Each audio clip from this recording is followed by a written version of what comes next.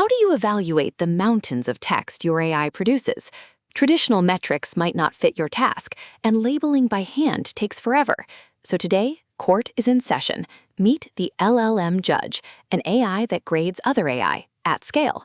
Our OWL judge will walk us through the strategies, the benefits, and the biases with examples.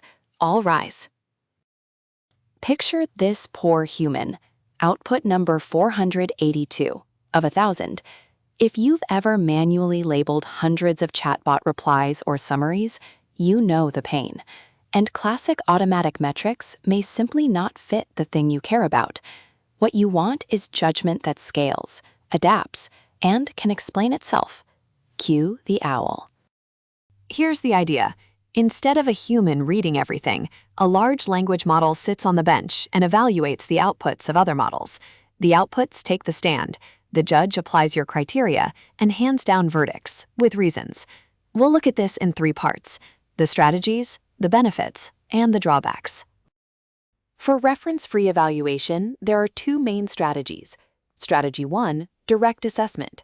You design a rubric and the judge grades each output against it, one at a time. Strategy 2, pairwise comparison. You put 2 outputs side by side and ask the judge one question: which is better, A or B? Let's see both in action. Direct assessment hinges on the rubric you design. Say you're evaluating summaries for coherence and clarity. Your rubric asks, is this summary clear and coherent? Yes or no? Then every output gets judged against it. Watch. The crisp summary, sales rose 8%, gets a yes. The rambling one gets a no. One output at a time, standalone labels. In pairwise comparison, you stop grading outputs alone and start comparing them. 2 summaries take the stand, and the judge picks the clearer one. B is better.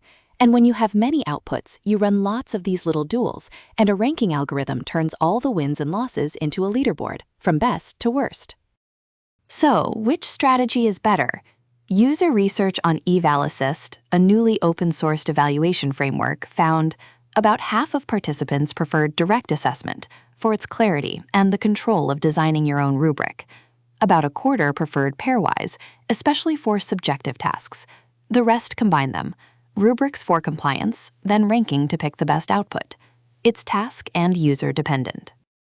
Now, why use an LLM judge at all? Benefit 1, scale. If you're generating hundreds or thousands of outputs across different models and prompts, you do not want to read them all yourself. The judge processes the whole conveyor belt and returns structured verdicts quickly. What took a team a week takes the owl an afternoon. Benefit 2, flexibility. Traditional evaluation is rigid, but here's what really happens. You build a rubric, you start judging, and as you see more data, your criteria shift. That's completely normal. With an LLM judge, refining is easy. Edit the prompt, rerun the evaluations, done. The rubric evolves as your understanding does. Benefit 3, nuance. Metrics like BLEU and ROUGE count word overlap against a reference text. Fine if you have a reference, but what if you don't? What if your question is, does this output sound natural? Does it sound human? An LLM judge can rule on subjective questions like that, with no reference answer needed. But of course, there's a catch. Just like human judges, LLM judges have blind spots. They show up as consistent, measurable biases in the verdicts. 3 big ones to know: positional bias, verbosity bias, and self-enhancement bias. Let's put each one on trial with an example. Bias 1, positional bias. You ask, which is better, A or B? And the judge keeps picking A. Fine, maybe A was better. So you swap the contents. What was B is now sitting in slot A. And the judge says, A wins again. It's not judging the content, it's favoring the position. That's positional bias. Bias 2, verbosity bias. Here's a short answer: Paris. Correct, concise, done. And here's a long answer that rambles, repeats itself, and wanders off track. The judge's eyes light up at the long one because length looks like quality. It isn't. A judge with verbosity bias rewards word count, not substance. Bias 3, and it's very human: self-enhancement bias. You collect outputs from several different models, and the judge keeps favoring one author. itself. Magnificent. 10 out of 10, even when the content isn't actually better. Left unchecked, these 3 biases quietly skew your whole evaluation. The good news: good frameworks are built to catch these mistakes. The classic check is the positional swap. Flip A and B and see if the judgment flips with the content or sticks to the slot. If it sticks, you've caught the bias.